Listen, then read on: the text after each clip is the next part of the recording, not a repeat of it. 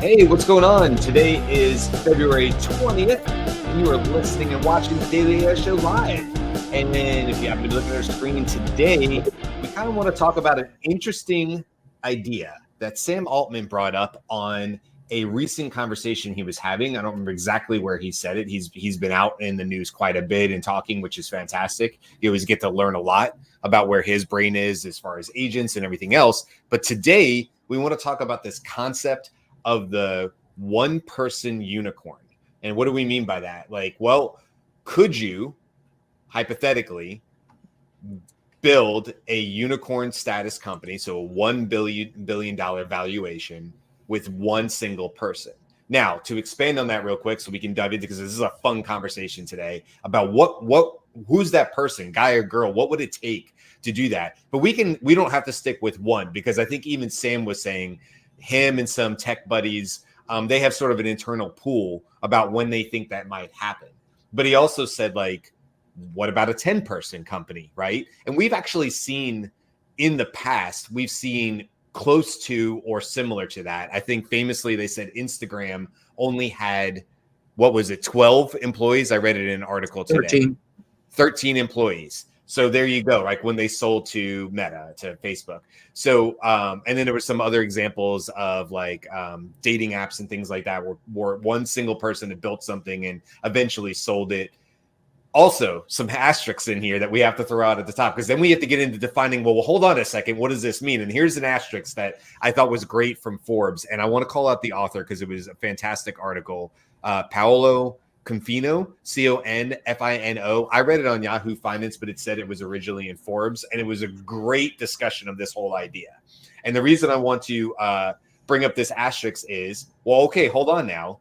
If you're like, I'm going to do it, I'm the right person, we're going to talk about what it would take. But if I'm the right person, Jumi's like, I'm doing this. By the way, we have Beth, Andy, Jumi, and I'm Brian. I always like to say kind of jumped right into this one because I like this conversation. But if Jumi's like, I'm going to do it, okay, hold on now. If Jumi does it and he gets unicorn status and he's like, I did it, I'm the only person, but he hired 20 1099s to do different parts of it.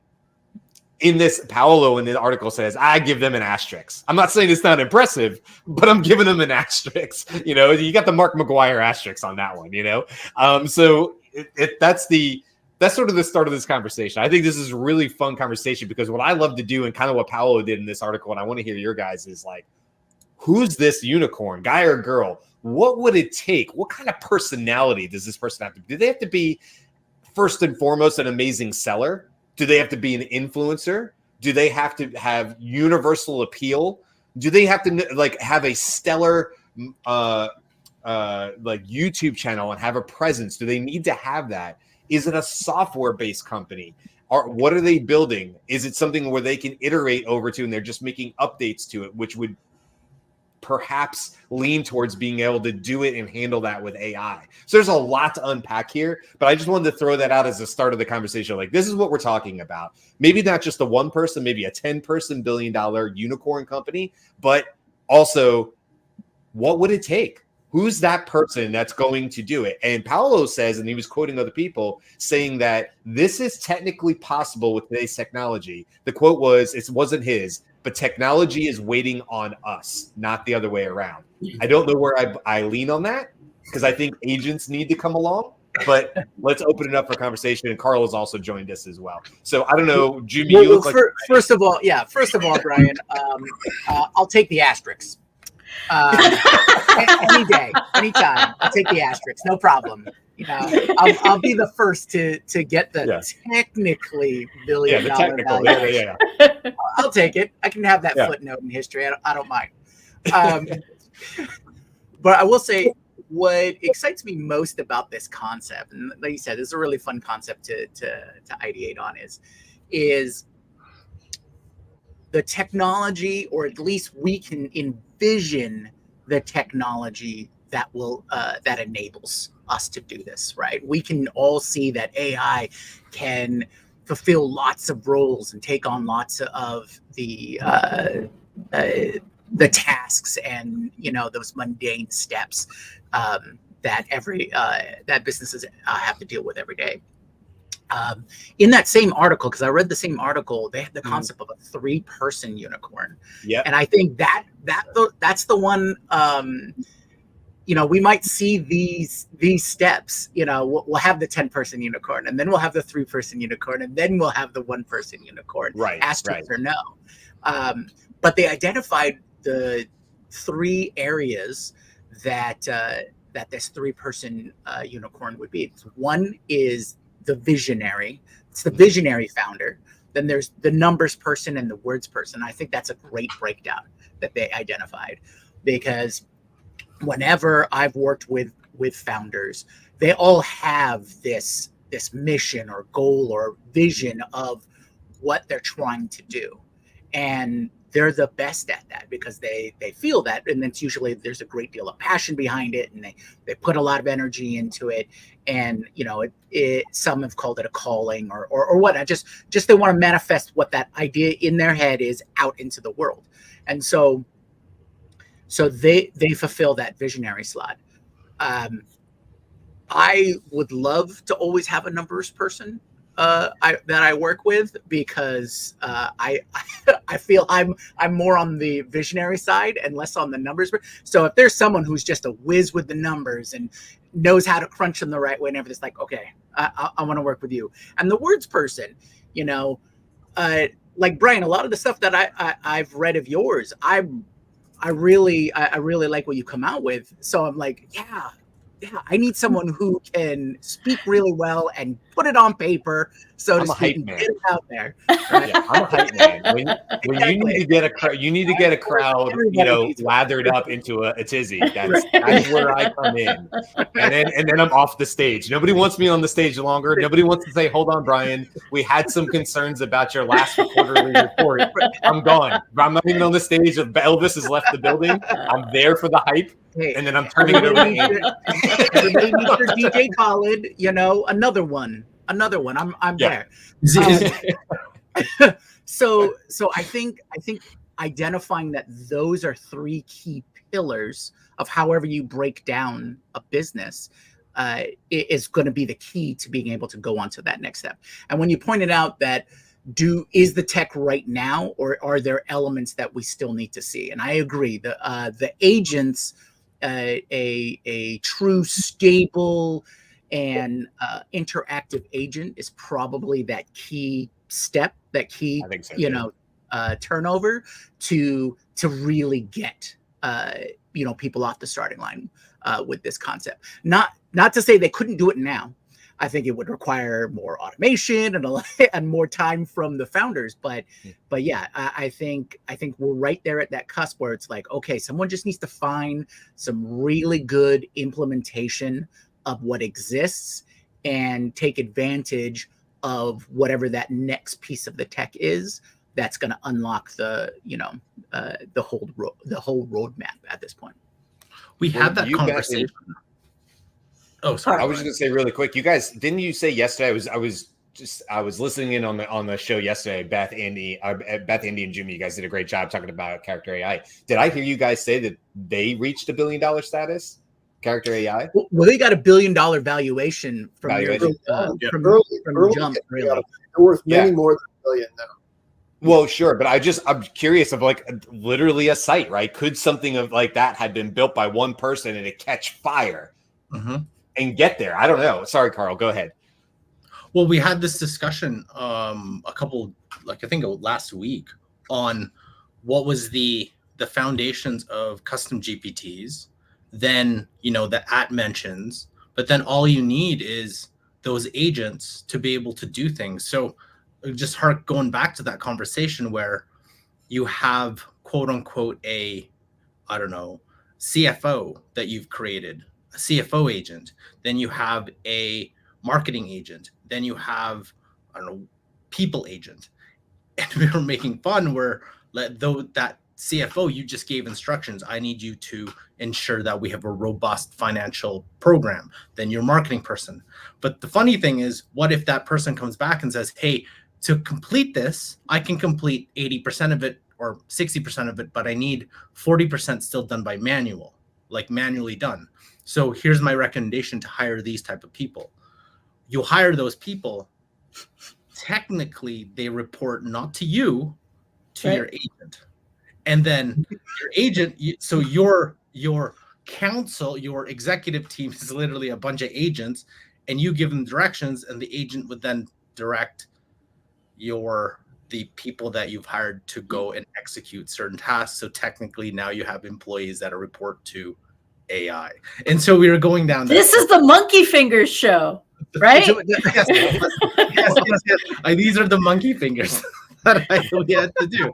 So I could just see you as the CEO with your agents as your executives, and if like one website, one something that could blow up, all you need is to get a $1 billion valuation. Your company what is it, 10x? So it's 100 million potential ARR. So it's like direct to consumer, some sort of thing that they keep going, like, they subscribe to or buy, run by your agents. I could see that for sure. That's just one of your executive team. You still need the monkey fingers, but other than that, that's it. Anyway, it was funny just going back to that topic. And I want to say, Carl, that you've hit on what I think is the essential thing to the accomplishment of this very high market cap per employee measure. And whether it's for one employee or for 10 employees, we don't really care. And I'm going to share with you some numbers I whipped up using Perplexity and ChatGPT about market cap per employee for the top 10 most valuable companies in just a moment. So hang on. But what Carl's saying is there has to be an idea for a viral consumer product that people are willing to pay for, that is delivered effectively by digital. Right? It doesn't have to be laboriously produced by a bunch of people, with monkey fingers. So the idea is essential. And I don't see how anyone could approximate these very, very high market caps per employee without having a breakthrough kind of idea that way. So I was just trying to think of one. A simple example might be, okay, there are a bunch of big multi-billion-dollar matching companies out there to try to find you a mate. Well, what if you could get something where you basically subscribe to and are interviewed by an AI, and then you pay a small amount of money, say $5 a month, to be given your matches from other people who are being interviewed, and they've been vetted by the AI, and there's some kind of validation process that makes sure that there are very, very few incidents of trolling and or nefarious players on that platform. So now you've got the sort of the idea of something that might be driven by AI and could be launched by a person using the Council of Agents as Carl described. So that's really, really the key. Now, just for context, getting $1 billion per employee in market capitalization can be happening early on in that process, because market cap is different from profit. Mm-hmm. Market cap is a combination of the probable profitability of a company and its growth potential. So again, it has to be viral. It has to reach a very large market in order to be given a high valuation early on in the process. And you're right, Carl, it probably is only a forecast $100 million annually with roadmap ahead to further growth to get to that billion valuation in the eyes of the venture capitalists who are going to give that to the one person who's patented that idea, has protection, has figured out a way to deliver it economically. And so you have a high margin business that's going to grow crazily, and it's going to be worth many more than $1 billion. But right now it's just one person, and $1 billion is given to them. In actual fact, the investment would be made in such a way that the venture capitalists give the employee, that valuation and the cash, but they don't actually get the $1 billion up front. The right. $1 billion is going to be used to grow to reach the ultimate valuation, which is probably $100 billion or whatever. Mm. So now, here are the top 10 companies. I could actually share my screen here, but I think I'll just speak to it for a moment because it's going to be an eye chart. I had Perplexity find me the top 10 companies in terms of market capitalization, or their current value in the market, stock market in this case. And then tell me what the number of employees are. And I asked Perplexity to build a table and sort it in the order of market cap per employee. It flubbed that. So I took it over to ChatGPT, and boom, ChatGPT outputted the sorted list. So the very top company, let me start at the bottom. The bottom of that top 10 list is Amazon. Wow. Amazon has an enormous market cap, $1.6 trillion, but it has 1.3 million employees. So the market cap per employee is only on the order of magnitude of 1 million per employee. Ooh, they suck. No. As valuable as that is, Jeff Bezos out there in the market, it's actually employed an enormous number of people, right? So there's a huge number of employees there. Okay, jump up to the top of the list.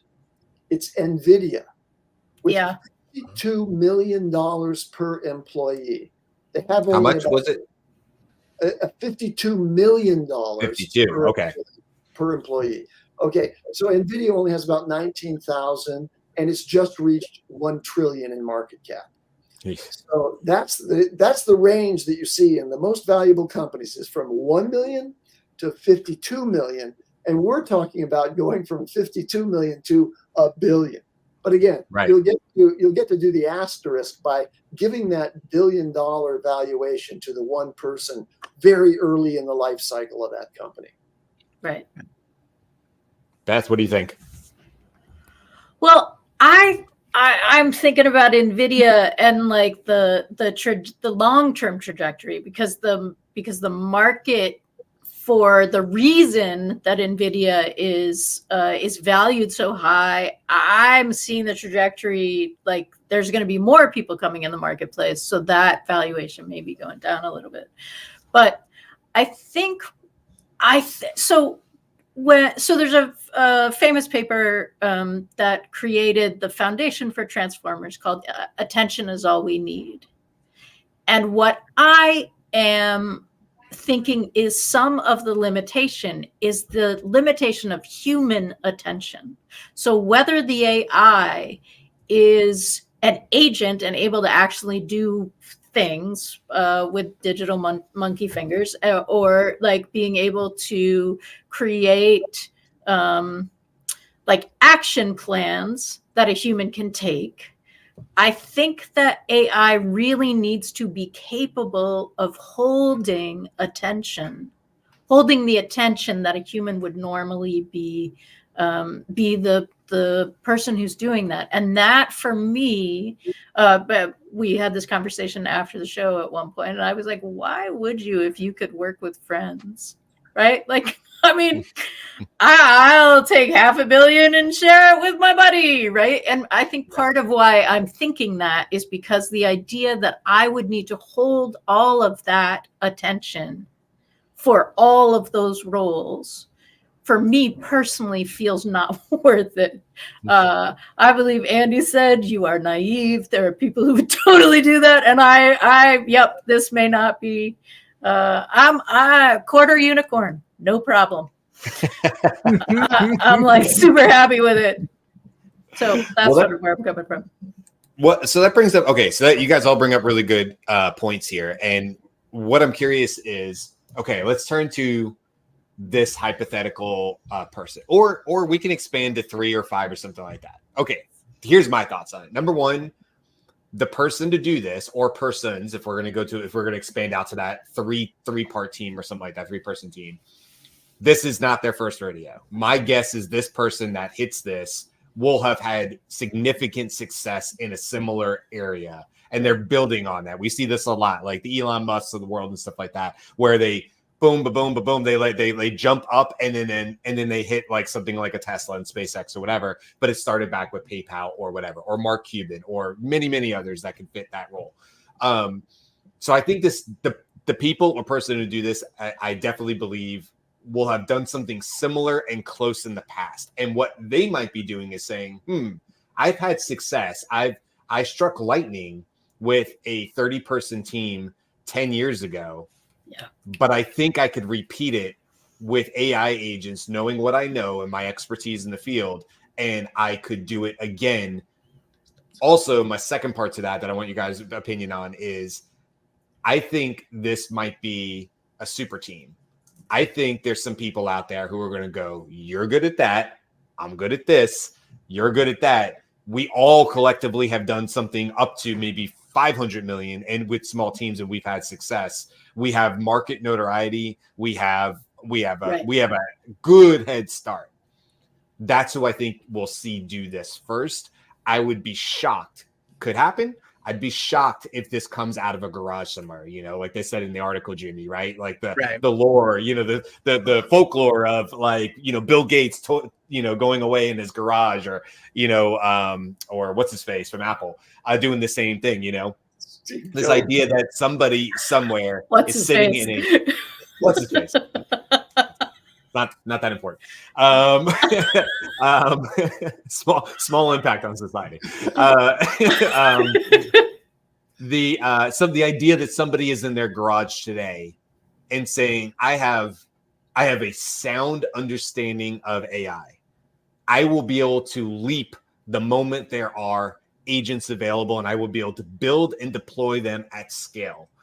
I have the ability to say to somebody, to an agent, go run this, build this marketing campaign and run this marketing campaign, meaning all ad spend and watching all ads. And like, do I believe this is capable in the future? 1,000%. I think we all do. Is it there today? Do I think you could do that? No, I don't. But it's going to take somebody, guy or girl, if that's the case, if we're not talking about people that already have had previous success, I think that's where it starts. But I also do believe that same person is going to have to be very charismatic. I think they're going to have to be just as good in a YouTube video, because we know that can be automated, and they're going to be out and known. I think they're going to be young. I don't think this is a 46. I turned 46 on Sunday. This is going to be a 46-year-old most likely, unless I had already had previous experience and I had built up to this point, and I'm just waiting now for agents to do something I already know how to do. So anyway, I'll stop talking there, but that's where my brain is with this. But yeah, I don't know what you guys think. I like the Super Friends idea, or the Voltron idea, right? Yeah. Just get your team of highly motivated, successful, or proven, I should say, individuals, which gives me this thought where if you had enough together and you didn't mind the asterisks, couldn't you just rotate and then just everyone is a contractor? And then there's like 10 of you, and then each one is like, oh, it's my year to be the unicorn for the billion. Oh, okay, cool. So that's person A. And then person B, it's like, oh, this is my year to be the $1 billion unicorn, and just go through the cycle. I don't know.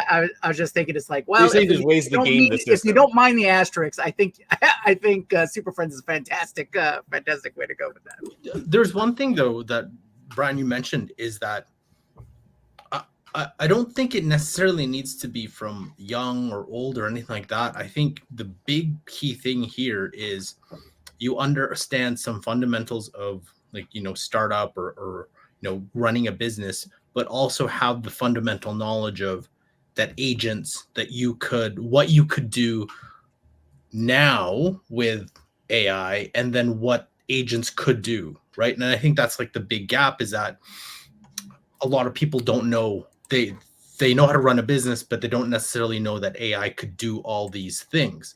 I feel someone like GPT Boss could be someone who'd be like, well, wait a second, I built all these things initially, way back early on. Yeah. And I had this concept. Now I can actually make these bots do anything that I want it to do. So it all, maybe even not the business aspect, because the business aspect, your business development officer or your whatever strategist can tell you, hey, this is what you need to do, right? And so I feel it's not going to, once those agents are fully capable of doing a lot of things, then I don't think they'll be fully capable right out of the box. So I feel like you'll get to a point where you still have to have manual, but like every couple months you don't need that manual thing, because we're already seeing it at Google.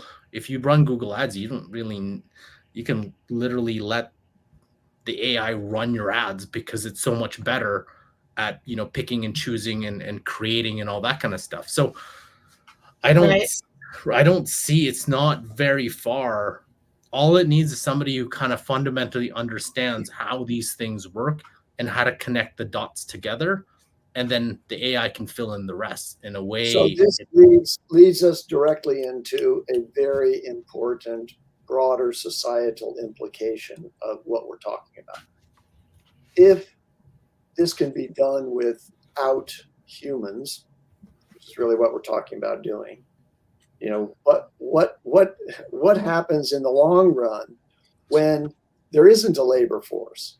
There isn't a labor force benefiting from the huge economic windfall that's created for these players who are leveraging AI. And in the comments, Leah has offered a tangential point, which is it's not without consequences that some huge enterprise would gin up, because these things actually pollute the environment for the humans at some level, and you have to compensate for that. Where's the transfer? I'm not asking for transfer of Bezos' wealth here, but I am saying you have a problem with exacerbation of income inequality in this idea that we're putting forward. So discuss. Yeah, it's a solid point. I do think, so something like from a climate, I can't remember what a couple of those articles I read where some new types of GPUs are being either conceptualized or being tested that don't require as much energy as the current GPUs, and I think that's in development. Right. That's a very interesting news item just in the last day. A kind of chip that's focused on LLM processing. Yes. Right. I think it's at least an order of magnitude, less consumptive of energy in order to do the same generation. Right. Yeah. And there have been ones that are based in biomimicry, so potentially more of a biologic process than rare earth mineral, right? So that would take that that would move it into something that could grow versus something that was mined, right? Mm-hmm. Very interesting. Go ahead. No, I was just going to say that also these are all great examples of continued development of the technology, because there's a lot of attention onto it right now, right? Same with just a loose example is solar panels or solar cells, right? When solar cells first came out, there wasn't a lot of attention to what was required to actually produce them, which is actually the early versions of solar cells were quite damaging. Required those rare earth materials.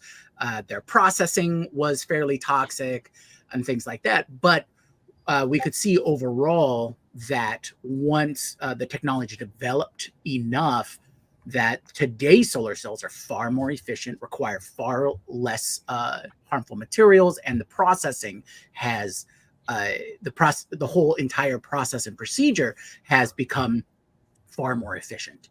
And now we are benefiting a lot from the development of that technology. So I think that's kind of how we have to look at this situation. And then the overall situation as well, right? When it comes to sustainability and power generation, energy use, and all those kinds of things. So it's going to be a lot of infrastructure changes in a lot of different areas that will help balance the time period for the development of this tech. Now, we definitely need to pay attention. And I think if sustainable technologies got more attention early on, then that development would proceed faster. So just to highlight what that overall sustainable aspect to it. I also want to point out, Leah had a comment talking about the possible, I'm gonna bring it up here, balkanization of companies because of access to AI tools. And this is sort of on the other side of what would happen to businesses as a whole or individuals as a whole because of the ability to be a one-person shop, right? And to answer part of a question there, I think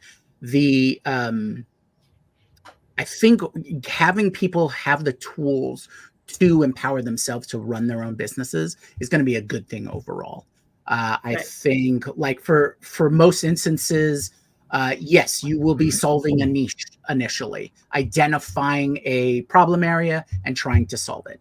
And just how good you are at that process will determine how popular it is. Do I think businesses naturally or people naturally will galvanize or work together, whether they're a super friends group or, things like that? I think that will happen as well, because we've seen through all of our history that humans are community-based and work really well with each other when they have a united goal. So I don't think it'll represent too much of an issue. But again, we are in new territory. We've never individually been this empowered in this arena at this level, adapting and evolving this quickly. So and there's a mind shift that is required, but the US, and I'm an American, so that's what I know. We have made that shift already in terms of states. There are states that pay in more to our government funding than they receive.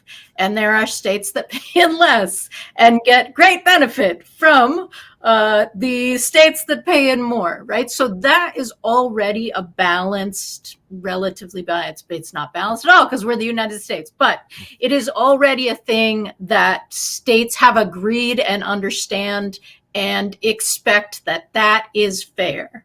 The people paying in more feel like that's fair, right? Relatively speaking, the people receiving benefits from the people paying more feel that that's fair.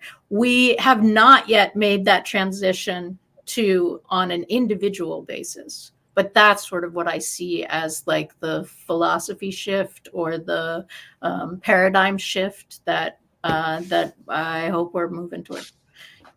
So as we sort of wrap this one up today, obviously we've covered a lot of the different ideas and concepts of what would it take. I'm just curious, to get you guys sort of around. We'll go around the horn, so to speak, like we used to. But I'm just curious, how many years are we away from? I'll let you pick if you want to do the 3 or the 1, but let's say 1. Let's just keep it the same for everybody. How many years are we away? No asterisks. It's got to be a single person, only person on payroll, $1 billion valuation, so unicorn status. And there's no data here on how long they need to hold that status, because we have certainly seen meteoric rises and then falls. So there's nothing here saying that they have to sustain it beyond a day, for that matter. Yep. But it needs to be verified. So how many years, days, weeks, months, I don't know, whatever you want to say, are we from seeing a true, pure case of this? I don't know. Beth's in my top left. So Beth, what do you think? I want to go last. I do not know. What do you think, I'll go Jimmy? first. I think the safe bet is 3 years. 3 years, think, okay. Andy? Yeah. I won't quibble with that range. I think the situation which will cause it to occur within those 3 years will be a combination of a tremendous idea in the hands of somebody who's already worth $1 billion, right? Who's already demonstrated the ability to, generate that kind of result.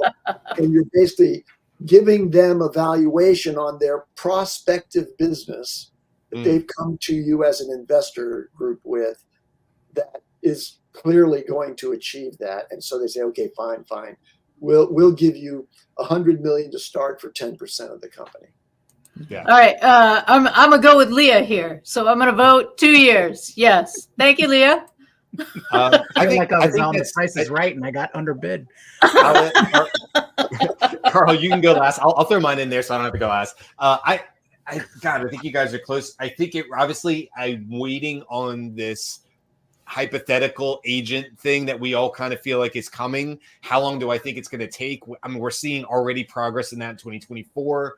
So I'm going to push it a little bit farther out because I think it might just take a little bit more time for everything to come together. I'm going to say 5 years, but kind of like the moon landing, instead of 69, I'll say we're going to do it in 29. 29 is my. I'm staying with it. All right, Carl, last, bring us home. Okay, well, if you take the 2, the 3, and the 5, I'll take the under within I'd say 1.5. So a year and a half. And Okay. I think it's less about, again, back to my thinking that someone like GPT Boss is going to put it together. And then, and I'm not, like you said, it only has to be for maybe like 5 hours. Like that's all it takes, right? It could go up and it could right down, but I'm feeling in less than 2 years, so a year and a half, that you're going to get something that's going to be like, oh, what is this? Something like a rabbit or something like that would take off. But then people are like so excited, and then wait a minute, it's not like, and then it tanks. That's how I feel. It's like there's going to be that one, it's not going to be sustainable, but that's going to kick off everything else. Yeah. Cool. It needs a good hype train for sure. Yes. Okay. The rest of this week we have this has been a fun conversation. Tomorrow we have the news. We'll be talking about everything in the news. There's been a lot in the last week actually, so that would be fun. On Thursday, we're actually, Beth, you kind of talked about a little bit about, are we heading for U.S. sort of global dominance in AI, and what does that mean? Like, what are other countries doing? That'll be a fun conversation. That's on Thursday. And then Friday is our bi-weekly recap. We've already done one of those. Those are a lot of fun. Well, we're going to circle back. So we'll circle back to this topic on Friday. If we've thought of anything else, or maybe looked up new information or dug a little deeper, we'll bring that back into Friday. We'll also talk about all the other topics like character AI and everything else we've talked about over the last 2 weeks. So that's what will round out the rest of this week. But this has been a fun one. Thank you to Leah. Thank you so much for all your amazing comments. We appreciate you very much. And we will see you guys tomorrow. Until then, bye. Aloha.